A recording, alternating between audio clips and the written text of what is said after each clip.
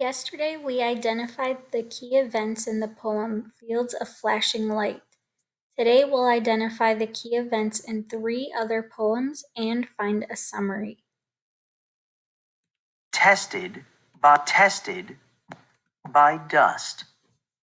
While we sat, taking our 6 weeks test, the wind rose and the sand blew, right through the cracks in the schoolhouse wall, right through the gaps around the window glass. And by the time the tests were done, each and every one of us was coughing pretty good, and we all needed a bath. I hope we get bonus points for testing in a dust storm. April 1934. Dust and rain. On Sunday, winds came, bringing a red dust like a prairie fire, hot and peppery, searing the inside of my nose, the whites of my eyes. Roaring dust, turning the day from sunlight to midnight. And as the dust left, rain came, rain that was no blessing. It came too hard, too fast, and washed the soil away, washed the wheat away with it. Now, little remains of Daddy's hard work, and the only choice he has is to give up or start all over again. At the Strong Ranch, they didn't get a single drop. So who fared better? Ma looks out the window at her apple trees. Hard green balls have dropped to the ground, but there are enough left. Enough for a small harvest if we lose no more. June 1934. This photograph shows a mother and her child who migrated from Oklahoma to California. It was taken by Dorothea Lange, a famous documentary photographer.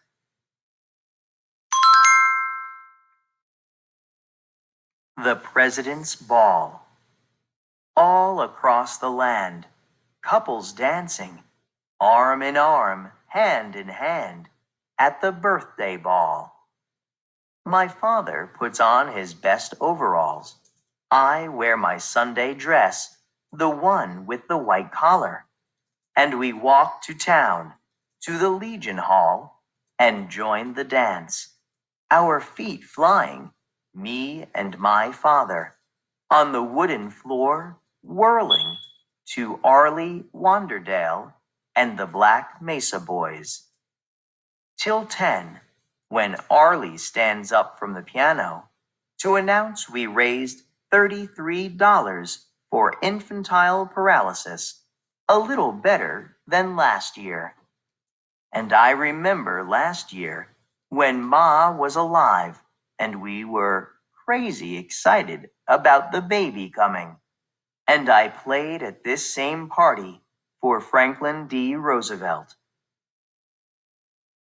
and Joyce City and Arlie. Tonight, for a little while, in the bright hall, folks were almost free of dust, almost free of debt, almost free of fields of withered wheat.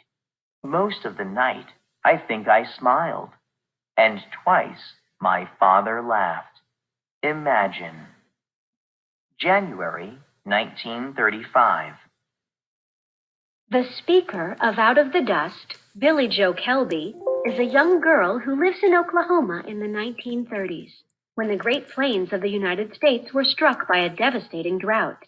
The 15,000 square mile area, which also included Texas and Kansas, was referred to as the Dust Bowl, due to the thick dust clouds and black blizzards that formed when the winds blew loose soil in the air. Crops were destroyed. Hundreds of people died from dust pneumonia as a result of inhaling fine particles of dust. Tens of thousands of people left their homes and farms behind, many of them heading to cities and states west. All right, the summary I came up with is dust storms and other severe weather keep coming and ruin whatever is left of people's crops.